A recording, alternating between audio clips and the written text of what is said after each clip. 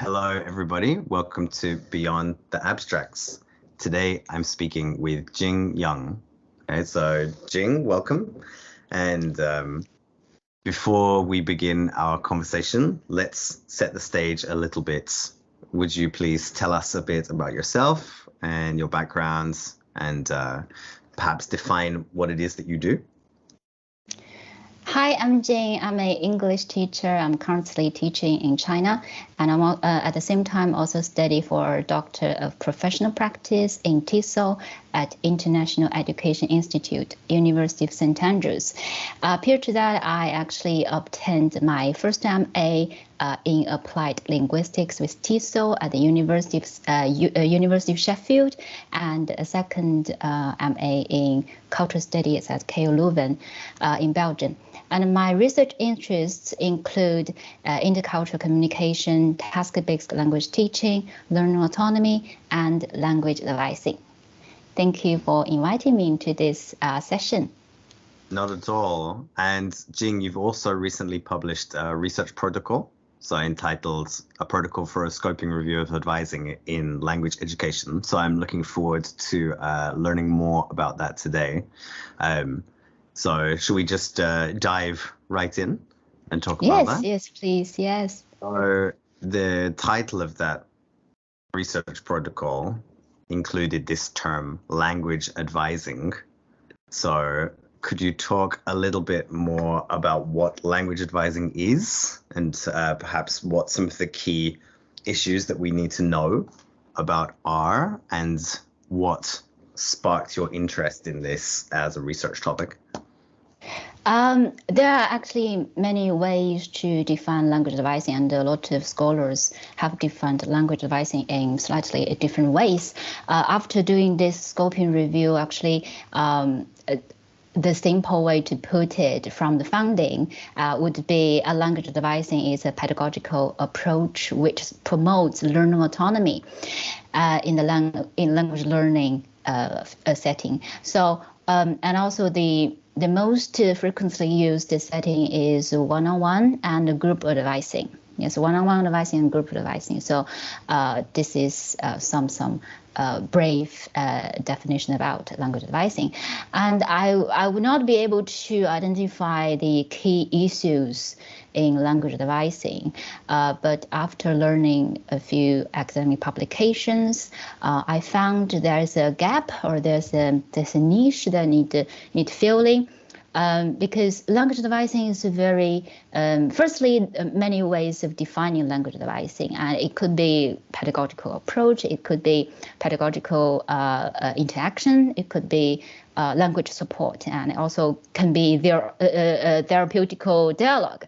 So the audiences or readers need to know the summarized version about language advising, and yes, to see the map out about the general or the basic knowledge about advising, but there's no synthesis that has reviewed on this term. So there's something that I wanted to do, and then also language advising is very Japan-centric. It's very context-dependent term, and so in order to increase the generability and the transferability to other educational contexts, then there will be need a scoping review or synthesis research to really to improve this, to promote this, and in order to generalize it to different educational contexts. So that's why I did this with Xing Wang. Yes, work with Xing Wang. We did this scoping review, and in terms of the what sparkles my interest. Okay, it could be a short story, but also it can be a long story. It's very it's very relevant to what I'm doing now. Most of my classes are one-on-one setting, and it's very personalized to meet the students' need, individual students' need, and it's kind of tailor-made. But the content, what I'm doing is content-based, but language advising is not content-based. So there's a similarity, and also there's a difference. So my intention was to find out distinct areas between the two ways of supporting language learners, and also the similarity between them. So, which maybe there's a possibility to collaborate these two ways of supporting students. And so this is about something that's relevant to my present working mode. And to make it long story, actually, I was not unfamiliar with this setting because back to a few years ago, I've hosted a few Japanese students. They came to the UK for summer English camp.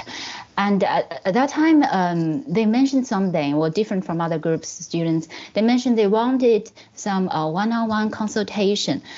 That was something new to me, and I didn't know I didn't quite get what it's about. It's one-on-one consultation. So they asked to say we wanted a session with existing master students based in the UK, and then we want open space to have a chat with them. So it's especially one-on-one. So I just arranged what they were asked. So they invited a few international students. They're from China, from Poland, and from Greece, and other. I can't remember, but they're international students with different culture and study in the UK. So each Japanese student got a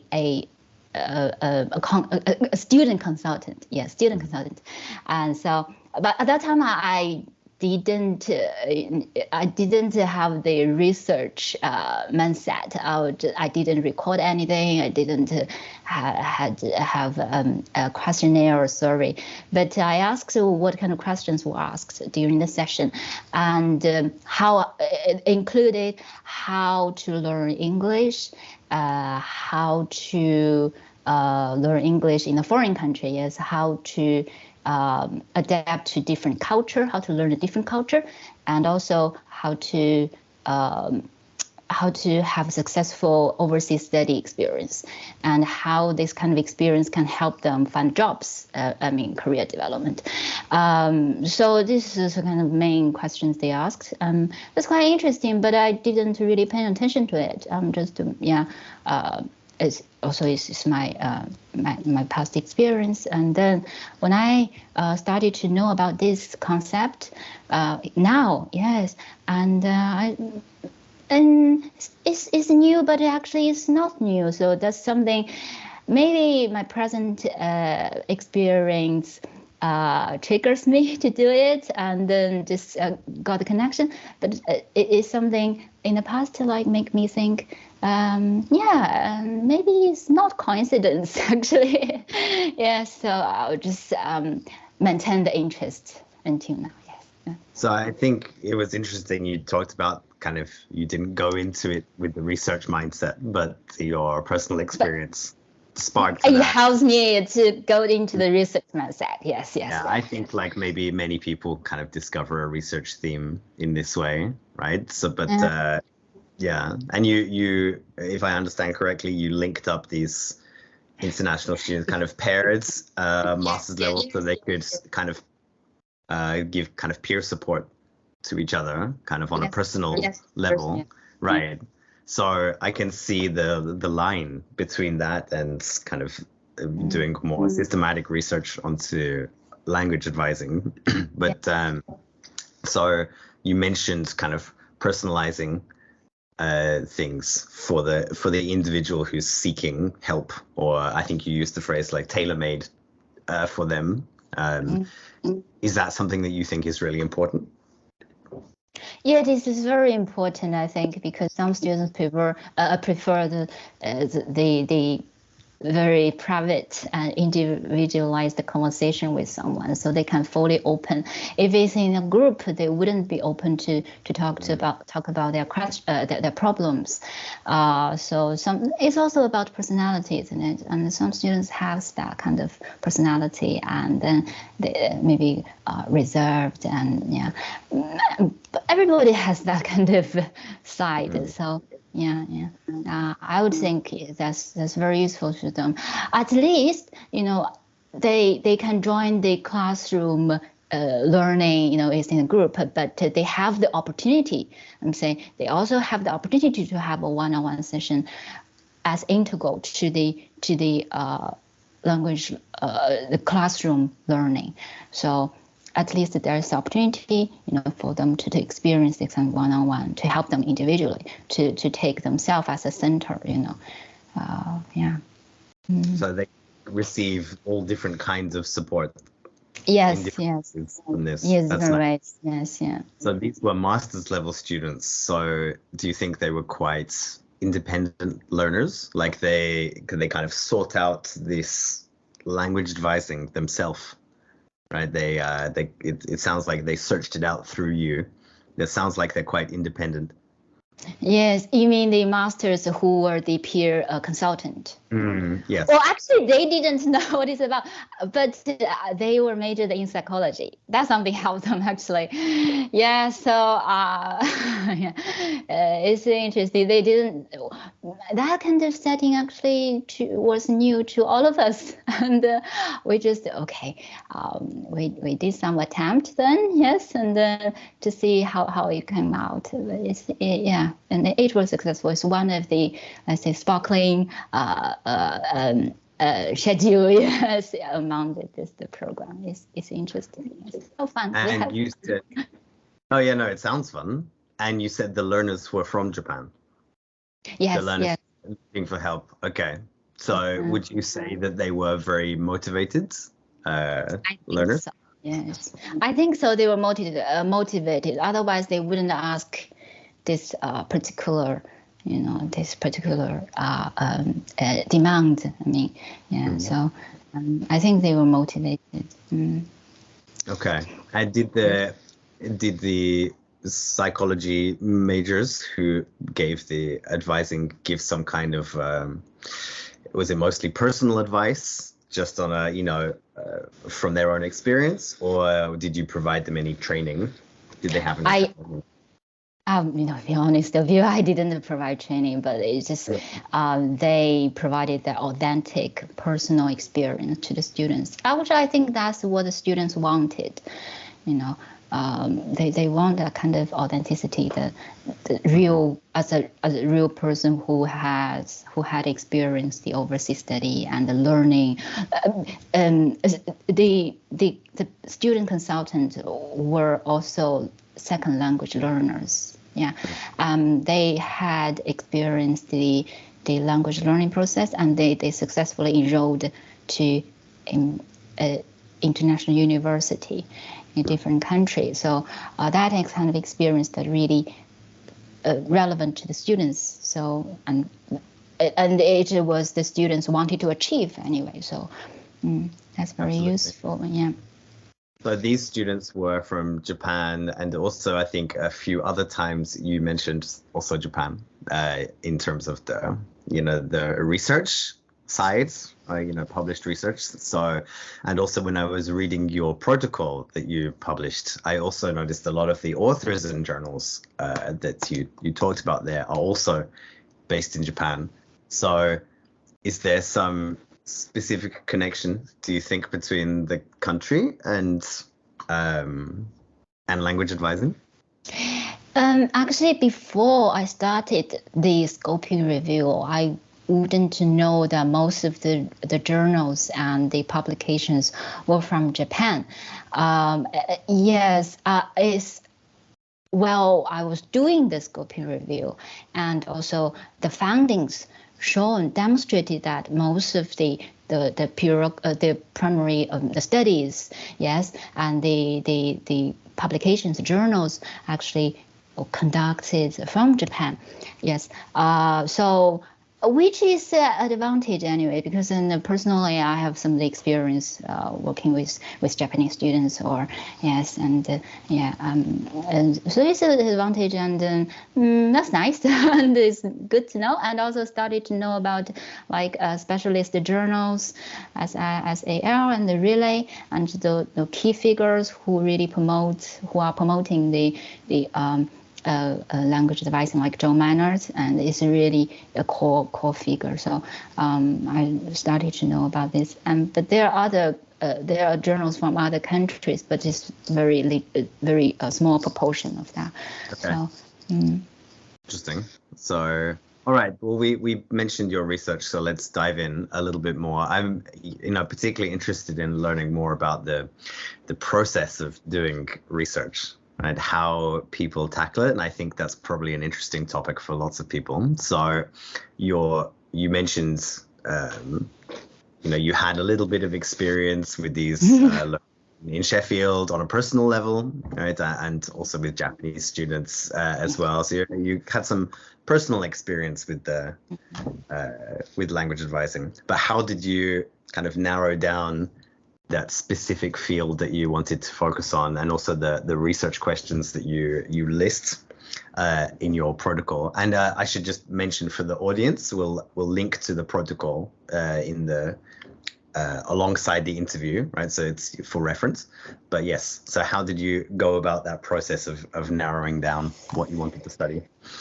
Firstly, the decision is for what type of synthesis. Yes, scoping review, because scoping review has the exploratory, the inclusive nature.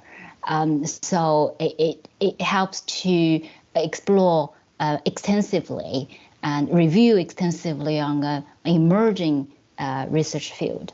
And language advising is an emerging area, and it needs to be mapped out. I mean, the patterns and the scope about language advising needs to be investigated.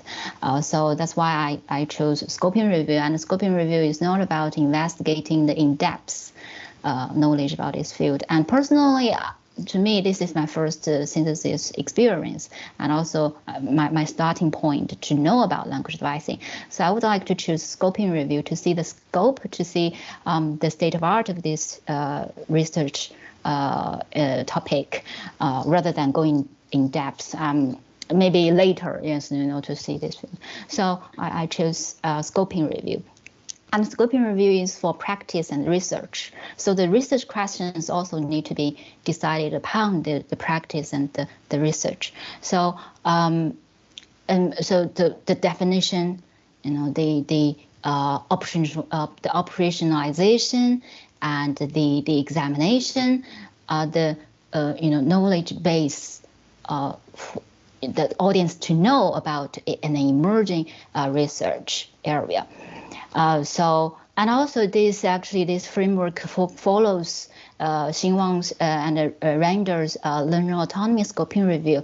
So and it's also under supervision. So we narrow down to the research questions. Yes. Yeah, there's always that little constellation of factors that you make up these choices. And I think this, as we know, doing systematic reviews is growing in popularity more and more as a kind of research. And I think it would be very interesting for people to know a little bit more about your practical experience of doing this kind of research. So I think, it's quite time consuming to develop the search string that you want to search with, selecting the literature, screening the literature, for quality or bias, extracting the data, those kind of processes. It's a lot. So can you a bit about how you handle that? To me, the most challenging part, I think, is about publication selection. So to decide on which paper can be in the basket, Sometimes some papers are quite nice, quite good, you can learn a lot from the papers, but you just can't put in because there's inclusion, criteria. But they can be the literature base, right? Your literature base to write this paper. So it's the decision, it's the decision-making process. And also challenging part, I think, is about unviable, the extraction process, because the paper, there's a lot of information on each paper, right? And but you have to miss out so many parts, and then get the key parts to unravel, and that's something difficult to me. And I was just concerned that if I didn't get to the point, I extract something that not useful, but I missed out all of the useful points. So that's the extraction processes, and also the grammatical analysis, how to name all of these themes, how to decide the name of the themes, the different layers about these themes. This is also quite challenging to me. But again, there were supervisions, you can, ask questions and get back answers. So there's people helping you. I mean, the supervisors helping you. So it's not that tricky. It just comes onto the process. Oh, another thing is the mathematics part, right? The mathematics part in the first one. Okay, I made some mistakes about the math, the basic math. Actually, it's not about calculation, right? It's really about the whole process. You make everything correct. Calculation is correct. So, okay, remember from this database you got this number of paper. From that database you got that number of papers, and then and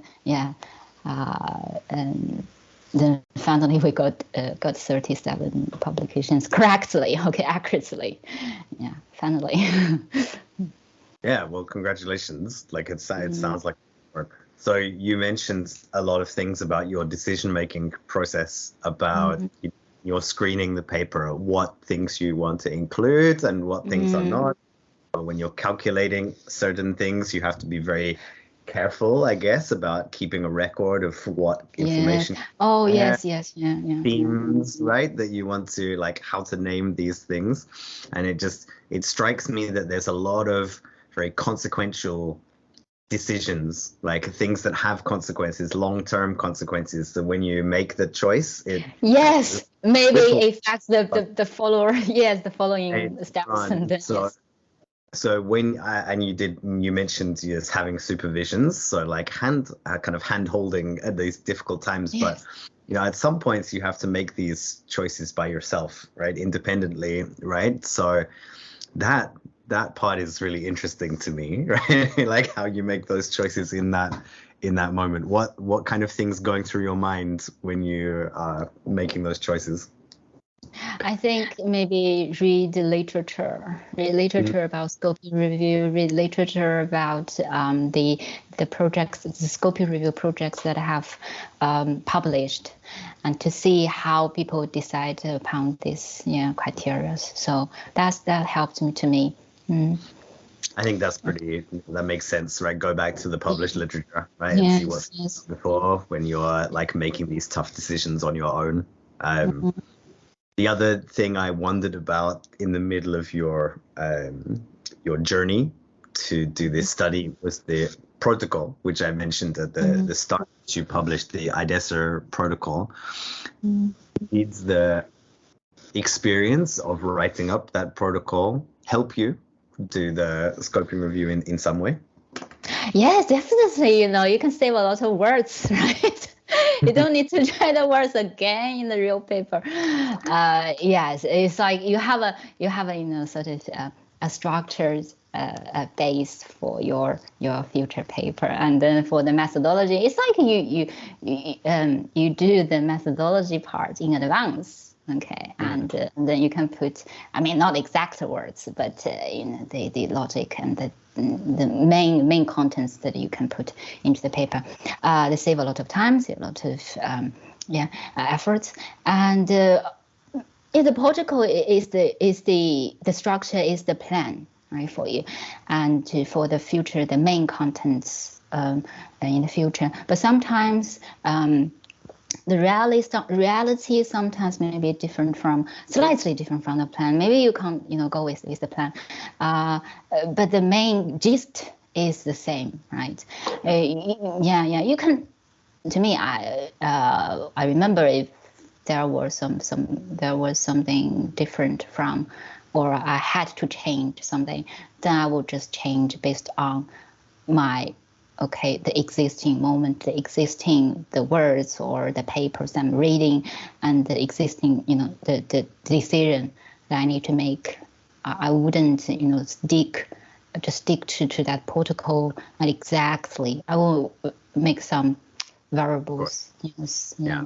It's the main structure again. It's the main structure. But when you filling all of these gaps, you're based on the reality. Yeah.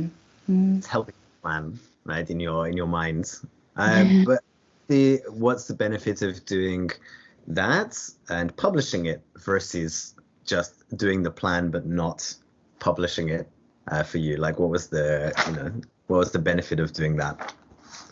The protocol. The protocol is published. Yes, it is published. Yeah. And instead of just writing the plan and keeping it privately. Yes, yeah. Okay, got it. Yes. Versus writing the plan and publishing and it. Like, publish it. Yeah. Yes. What's the additional benefit, do you think, like from your experience? It's a publication practice. I don't know. Yes, it's a practice as well. Starting. It's very short, right? Protocol is short. It's like it's prepare you for the future bigger publication. I've never thought about this question actually. Publish a protocol. It's nice. I was excited about it when it published, although it's a very short piece. Yeah. No, I did the same thing. I published the protocol as well, and I felt the same thing. It was good training for the publication process. In addition to organizing my thoughts about the research as well. Yeah. Yes, it's necessary. What were some of the other kind of challenges you faced during your research process? The other part maybe is because the process is very straightforward, right? We follow the framework. You also know that the framework, yes, is the Plonsky is the framework. It's very straightforward, and it's when doing this process, involving the arrival. It's also very mechanic, and it is follow the straightforward, yes. But when transform this graphic, the structure to the main contents, to write a rich, descriptive, and contextual content, sometimes I feel difficult because. Yes, you have to very specifically describe the very detailed thing, what you did, and then that's a transfer. This transformation part, also something I found, difficult. Not difficult. Involved some thoughts. Again, back to literature. Read people who have done the scoping review and who produce something. Scoping review that really helped me a lot. Yeah, I think that's excellent advice. What would you say was the most rewarding aspect of doing this, of having this experience of doing this review? What was the most rewarding part of the experience? The rewarding part hasn't happened yet. It's under review. Yes, it hasn't been published yet, but that will be rewarding, right? But in terms of process, it's also very rewarding in the process because it really helps. The experience helps me to strengthen my understanding in this topic, the research area, the language advising, and it's very intensive reading period of time, and very focused process. So it helps in strengthening my understanding to language advising, and also learn a skill, synthesis skill. I will be able to synthesize something now, and yes, that's the rewarding part to me. And so I will be able to talk about language advising now. Before, without this scoping review experience, I wouldn't be able to talk about, Yeah, definitely. It kind of gives you a solid foundation. Exactly, yes. are you able to share anything that you learned, or are you gonna keep that for the published research? Sorry. Yes. Are you able to share any kind of preliminary findings that you Oh, had? right. Okay. Yes. So briefly, firstly, the definition. Okay, language devising is the pedagogical approach, which promotes learner autonomy and helps the students to cultivate autonomous learners to be able to take charge of their own learning. And the most frequently applied settings are one-on-one language devising and group devising. They are the most effective settings. And also most of the studies for language devising are qualitative studies, actually. Yes, and qualitative studies. So these are the main findings from this scoping review. And did you, other than getting a more broad foundation for yourself about the kind of knowledge of the field, these particular findings, have they altered or changed the focus of your other doctoral work in any way? Yes, because I'm planning to do a case study now to see the sort of specific area about language devising. So yes, it doesn't alter, but it develops my plans to do research about this area. Yes. And what do you think is the next frontier, the next step, the next big development in language advising? Well, I'm not that knowledgeable to just say that, but based on what I've been reading, I think it may be helpful to use different frameworks to evaluate this field.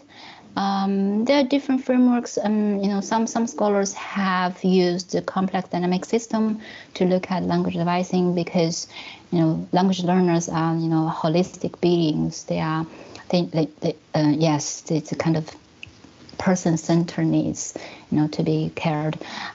So can use different frameworks, and there are also different social cultural frameworks or dialogical frameworks, and these different theories to evaluate this language devising may be helpful. And also some studies about advising skills, advising strategies, competence, can also be further explored, and also the students' emotional and affective status, how that affects language learners' learning proficiency and learning process can also be developed or investigated. That's my some immature thoughts. I no, especially you highlighted a lot of different areas, different theoretical frameworks, different ways of understanding the learner holistically. I think it's really interesting to me. I think that's very relevant. After having done this big, project, this big experience, would you consider doing it again in the future? Yes. Yes, definitely. I would do that again. And would you recommend it to other people who are perhaps just starting their research career? Would you recommend them to do similar kind of systematic review? Yes, of course. I would really recommend let's say students or anyone who wants to develop their academic profile and also develop the academic skills. It's very useful, beneficial. Doing a synthesis, because it really strengthen your topic interest, your research interest, strengthen your understanding in a specific research interest, and also it's a skill to be able to synthesize on the topic and And it's intensive reading as well involved about your research interest. That would be helpful. Yes, I highly recommend. Yes. Also, it's very helpful to have the support from somebody very knowledgeable as well, right? Yes. Because you make those difficult decisions, I think. Yes. Yeah. Well, Jing, I'm very mindful of your time. We've already been talking for 40 minutes or so, but just in closing, I wanted to ask you, is there anything else kind of important that you wanted to say about this topic? Like maybe an important question I should have asked you that I didn't ask you, or anything like really important that you wanted to say at the end? Not I can think of at the moment, but just hoping, because language advising aims to promote learner autonomy, and your interest is learner autonomy, and so yes, I hope we can develop something and to produce something together, or yes, let's see. Yes, and hopefully there's the connection between learner autonomy and language advising, is very interesting, very, very promising potential. Yes. Absolutely. I look forward to it. Okay. Well, Jing Yun, thank you very much for your time, for a really fascinating conversation. And I look forward to many more of these. Okay. So thank you very much. Thank you so much. Thank you.